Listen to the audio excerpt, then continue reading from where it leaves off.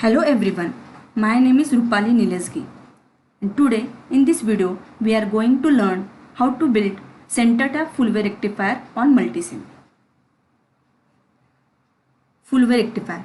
The circuit diagram of full wave rectifier is this is the full wave rectifier circuit diagram. AC voltage source, center tap transformer, diode D1, diode D2 and load resistance RL. In full wave rectifier, two diodes are used. And the working of full wave rectifier is during the positive half cycle, diode D1 is on, D2 is off. During the negative half cycle, diode D2 is on, D1 is off. And the output waveform of full wave rectifier is AC input voltage source, and this is the output voltage across the load. The gray part is positive half cycle. During the positive half cycle, diode D1 is on and D2 is off. During the negative half cycle, diode D2 is on, D1 is off, and so on. Means during the positive half cycle, D1 is on, during the negative half cycle, D2 is on. To build this full wave rectifier on multisim, click on multisim. By default, this design one template is available. And to build this circuit, like this, place component, sources, signal voltage sources, AC voltage, okay. Then next component is transformer. Transformer is available in basic group. Transformer, we require center tap transformer, okay. The next component is diode 1N4007. For center tap full wave rectifier, we require two diodes, diode D1 and D2.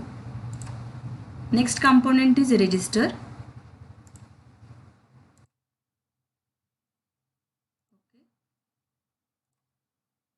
Next component is ground, sources, power sources, ground, okay.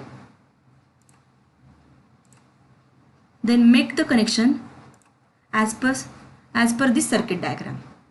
Means AC voltage source connected to transformer primary, transformer secondary is connected to D1 and D2, cathodes of two diodes are shorted, and the load resistance is connected to ground. Make the connection as per this circuit diagram. AC voltage source, click on AC voltage source, then connect to the transformer,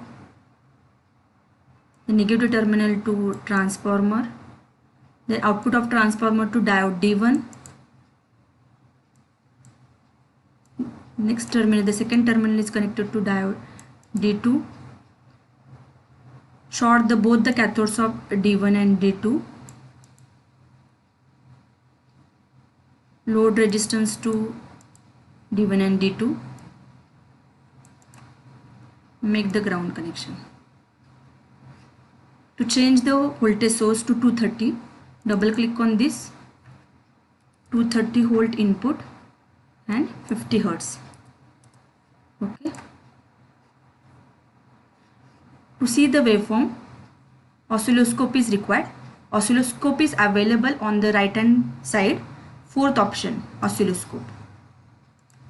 This is a dual trace oscilloscope, means we can see the two waveforms at a time, channel A and channel B. Channel A is connected to transformer, and this is negative terminal is connected to ground. Channel B is connected to load resistance, negative terminal is ground.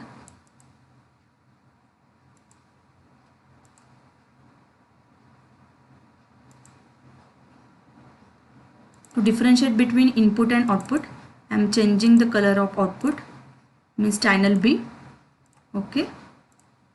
Then double click on oscilloscope.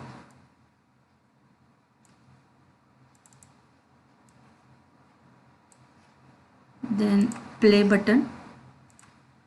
To fit in the screen, change the volt per division knob.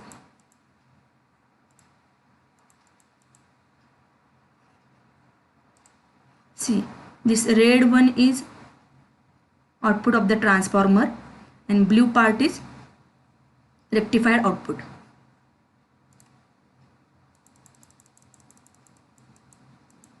Means during the positive half cycle diode D1 is on, during the negative half cycle D2 is on. During the positive half cycle D1 is on, during the negative half cycle D2 is on. We get waveform as per this waveform diagram. See.